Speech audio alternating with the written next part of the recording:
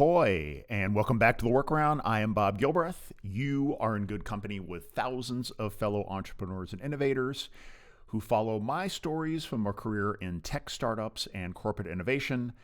I'm sitting here right now to make you think, smile, and discover a shortcut to success or a trap to avoid.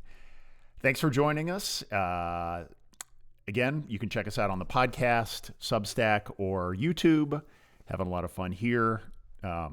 Yes, it's cheesy, but it's a way to kill a couple birds with one stone. So please check it out. Today's topic is called Don't Pick Brains with a Shovel. The best advice comes after you've done your own research. Here we go. In 2004, I had meetings in person or on video with 304 people. I've got a link to that to tell that story. That was down a bit from 420 meetings in 2023. I've also got a post on how that went and some data analytics for both that you might find interesting. Links in Substack or here below in YouTube. What's interesting is a lot of these meetings involved requests for advice from people switching careers, launching a company, or dealing with the countless challenges somewhere in the combination of work and life. No matter what the topic is, who the person is, I love these discussions. It's a chance for me to pay it forward and all the great advice that I've gotten. And I frankly learn something new every time. And that's kind of what I want to talk about today, is something that hit me that actually can help other people ask for advice for me and other people in the future. Because I've noticed across thousands of requests for advice that the more specific people are in the questions they ask, the better the perspective that I can provide. And again, this is a lesson that crystallized for me just last month when I met a new friend named Jodi, and I think her example can be a very valuable lesson for the rest of us. My business partner, Ross, introduced me to Jodi, the owner of a small service business in the HR space, a few weeks ago. In their discussion, Jodi shared that she was thinking long-term and looking at the potential of selling her business someday. Based on my experience doing this a couple times, Ross suggested that we could have a good chat. I was definitely happy to accept the intro and make time for Jodi. As I said, pay it forward is my middle name. And remember, you can click my office hours link here if you'd like to do the same. Now, shortly before our meeting, I'm sitting there booting up Zoom, and you do this, you resurface a little clip in your head, a little script about, in this case, the basics of selling a company. I had some questions in mind to help Jodi understand what buyers are looking for. I also knew in advance that since her business was on the smaller side, I was going to warn her about how those kinds of deals can be tougher to put together. So here we are. Jodi enters my screen. We spend a couple minutes in the dance of getting to know each other. I could tell immediately that she's smart. She's built a successful company. She admits that she's never spoken to anyone who has ever sold a business. It's still a pretty rare thing, and networks are what they are. I take this as my cue to start my Selling Your Company 101 talking points. After all, most people interested in picking my brain on this topic haven't spent much time thinking about it beforehand. But as I speak, I see her nodding her head very vigorously. But it's not the kind of nod of, "This is gold, I'm taking notes." It's more of the nod of, yeah, I already know this stuff. Keep going. And then finally, Jodi kind of gently interrupts me and says, "I've done a lot of research using ChatGPT, so I know a lot about the standard pricing models, what buyers are looking for, and what turns them off." I was kind of taken aback by this, but I was also compelled to lean in because suddenly this was getting more interesting. I gave her the steering wheel of the conversation back, and she began to ask me a series of very specific probing questions. Her inquiries enabled me to delve into topics that I rarely get a chance to explore in my short conversations and writing. That also gave me the chance to learn more about Jodi's personal history, her mindset, and her preferences through the questions that she asked in my follow-ups. And the more I got to know her, the more personalized my advice became. Finally, we're still just at a half an hour kind of first meeting here. We wrapped up, and it was clear that she got some really good human validation of her AI-based research. In addition, she took away insights that would be difficult to pull out of any flavor of typed inquiry into whatever AI you want to use. And it got me thinking for this post today, and the title, Don't Pick Brains with a Shovel. I kind of love this analogy of picking brains with a scalpel rather than a shovel. I'll tell you right now, you should be glad I didn't use AI to create an image for either of those. You probably have an image in your head, but trust me, you don't want to see the grossness that AI came up on those. So trust me. Back to the point of the analogies. A shovel is just a big dump of information that may or may not be helpful. And there's plenty of places you can get your shovel full of data. Google, ChatGPT, podcasts, books. They're all easily available and don't require requesting an intro or finding a calendar opening. And when we only have a half an hour slot with somebody, the shovel of information that gets thrown at us is pretty messy. We struggle to understand, we can't take notes well, and we aren't sure which follow-up questions to ask.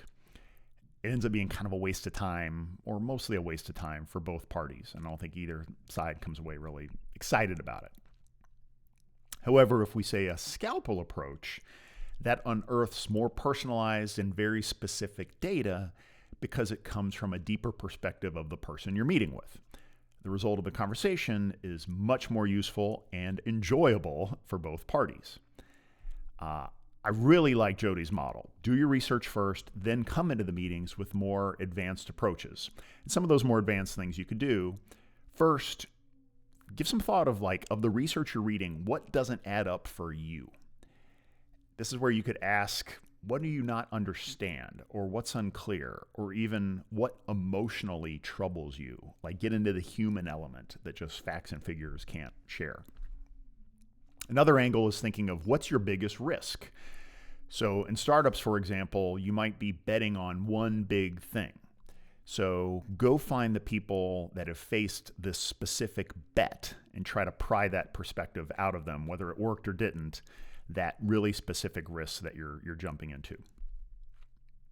A third angle can be just going deeper than research, and using the research to kick off that deeper question. For example, you could say something like, or Jodi could have said something like, I've read tips that say business owners should get to know corporate development people at potential acquirers years before selling. Hey, Bob, how did you form those relationships? Did you share financials? Why or why not? Those are things that usually the surface level stuff doesn't share. So a person is great for that one. And it takes judgment and some of that risk of things like, did you share financials? Being able to go, back and forth on some of those pros and cons are helpful. Another angle is just have the person tell their story. Again, personal stories address the emotional challenges missing from regular research. Humans tend to give you really killer advice when they can look back and analyze what they would do the same or differently. You can also invite them into your shoes. So transparently share as much as possible about your situation, your preferences, your experience, and then ask directly, hey, knowing your experience and what I've shared, what would you do if you were me? Again, AI can't do that, but our fellow human beings excel here. And then finally, you can kind of unearth the dark side. What I've seen, and I've seen some research as well, that AI tends to paint a pretty rosy picture. It wants to be helpful. It's earnest. But reality often has a lot of pessimism and a lot of dark sides. The humans you speak with might want to be positive too. I always tend to be a cheerleader on these things. But if you ask the deeper question, they will share you very real negatives and dangers and watch-outs that could be helpful. So ask about the biggest risks and some of the worst-case scenarios that the other person has seen or could foresee in what you're going to do. So I have to admit also, I haven't been honest about something here. So taking a step back, when Jodi mentioned that she had used ChatGPT to research selling her company, I had a chorus of voices in my head pop up, and they shouted words of doubt and dislike. It was a real internal struggle there for a few moments. Things like, what could it know? I'm sure it's just remixing standard boilerplate info. Or I'm smarter than any AI. I'm more experienced. What does it know? And I'm also on the record for having a bias as being more of a doubter of the hype around AI. But in this case, thankfully, I held back on these voices. It's just the ego, and opening myself to listening and learning. And I think, honestly, Jodi's use case might be my favorite way someone that I've heard in the past year is using ChatGPT. The neat thing is we are compelled to seek advice because we know that many people have been there and done that before us. And thanks to the World Wide Web and our web of personal networks, there's just so much tantalizing potential to get the ideal information to aid critical decision making. But people are busy, emails go to spam, the good stuff's behind paywalls more and more, and the rest of what's available just seems packed with pop-up ads and content marketing tie-ins. We know that the information we need is already there, it's just unevenly distributed. A nod to William Gibson on that one. Or the information we need is here, it's just hidden behind a crappy business model. That's a Bob original there. But free and low-cost AI subscriptions might be the solutions we need. So we could go to ChatGPT for the basic understanding and really ask the dumb questions. It's great at saying, can you dumb that down further for me? Then we can have those deep conversations once we've got the understanding with human beings who have greater detail and they have stories to share. So this could also be the right path between all the AI boosters and the AI doomers, finding that middle ground of best of both worlds. That's also why, at the end of the day, I'm very confident that sharing my perspective here, usually in a storytelling form, will be of greater value in the years ahead. So I got a lot of stories to tell, a couple hundred pages still of notes, and more keep coming. So thank you for being a part of this ride. I'll keep sharing the great stuff. And don't forget to hit my office hours link. I would be happy to talk on any topic. And if you want me to do the basic speech, I'll do that too. No problem. Meanwhile, a word from our sponsor, which is my company's. There's a chance we might work together if some of these services are interesting to you. Fleet is our holding company for service businesses. We invest in leaders who are ready to start their own companies. We also do some M&A. If this might be for you, on Substack, I've got my open office hours link. We'd love to talk about anything you've got in your mind. Revelin is our consulting practice that helps with revenue alignment, growth management, and other RevOps functions. Our CEO, Jess Schumann, is standing by. She'd be happy to do a no-cost assessment of your business. Shipwright Studio is our software development agency led by Ross Llewellyn. He's a CTO who has led multiple successful startups. Ross loves helping turn your dreams into reality, and his clients trust him for software built to last. Hardy is our boutique recruiting service. Our big difference is that you're getting C-level leaders like myself that do both the sourcing and the screening. That means we attract better candidates. We help you think about the folks that we're putting in front of you, and that means you've got great talent in less time. Finally, A2 Influence is our content creation and influencer marketing business. We work with some of the biggest brands and retailers to help them satisfy the massive amount of content needs with authentic, click-worthy content. Our CEO, Rob Reinfeld, and his team would love to speak to you about your brand and how we could help. And then finally, feel free to schedule time on my office hours link that I mentioned. We can discuss questions, feedback, networking, any topic you've got. Seriously, any topic. Don't hold back. It's a highlight of my week, and you might even inspire me to write my next post. So I appreciate it too. Meanwhile, a word from our sponsor, which is my company's. There's a chance we might work together if some of these services are interesting to you. Fleet is our holding company for service businesses. We invest in leaders who are ready to start their own companies. We also do some M&A. If this might be for you, on Substack, I've got my open office hours link. We'd love to talk about anything you've got in your mind. Revelin is our consulting practice that helps with revenue alignment, growth management, and other RevOps functions. Our CEO, Jess Schumann, is standing by. She'd be happy to do a no-cost assessment of your business. Shipwright Studio is our software development agency led by Ross Llewellyn. He's a CTO who has led multiple successful startups. Ross loves helping turn your dreams into reality, and his clients trust him for software built to last. Hardy is our boutique recruiting service. Our big difference is that you're getting C-level leaders like myself that do both the sourcing and the screening. That means we attract better candidates. We help you think about the folks that we're putting in front of you, and that means you've got great talent in less time. Finally, A2 Influence is our content creation and influencer marketing business. We work with some of the biggest brands and retailers to help them satisfy the massive amount of content needs with authentic, click-worthy content. Our CEO, Rob Reinfeld, and his team would love to speak to you about your brand and how we could help. And then finally, feel free to schedule time on my office hours link that I mentioned. We can discuss questions, feedback, networking, any topic you've got. Seriously, any topic. Don't hold back. It's a highlight of my week, and you might even inspire me to write my next post. So I appreciate it too. Finally, my cool content of the week, a little something I found meaningful. I hope you agree. This one I call Alien Chess. Whether you're on the entrepreneur or corporate path, I think we all could admit that the times we're working in are a-changin'. And we're at a point where chaos seems to reign. Career stability is just something our parents used to have. But here we are. We've got to try on new perspectives and strategies all the time to survive.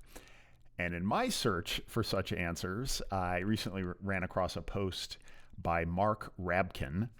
He's somebody who has survived 13 years of changes at Facebook and counting as an employee. And he wrote a really interesting piece. He wrote it back in 2020, and he kind of updated it recently a little bit, but it still is amazing. And he basically talks about the mindset that he learned to build within himself to survive tons of changes. And Facebook, as he explains in a post called The Resilience of Alien Chess, he's gone through tons of reorgs, wicked growth, shuffling of reporting relationships constantly. At some point in that time, he realized that his career was not like a chess match with carefully plotted moves, but instead, as he says, you sit at a table with a chessboard, making your fancy chess moves. Then suddenly, a little green alien swoops in. The alien takes your board away and swaps in a new one. Sometimes, swaps in a new one where stuff has changed. Sometimes you become the opposite color pieces. Sometimes it's all the same, but your single most important key piece is missing.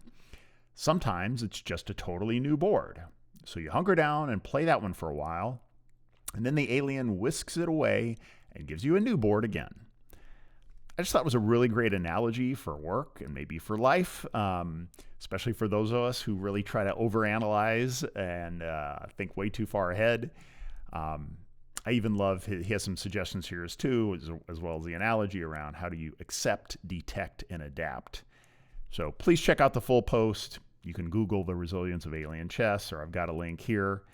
And I think hopefully you'll agree that when looked at in the right way, as Mark says, the aliens' visits end up giving us an opportunity to become great leaders. So even in those challenges, always an opportunity to improve. That's it for this week. Thanks for listening, watching, and reading. Ahoy for now.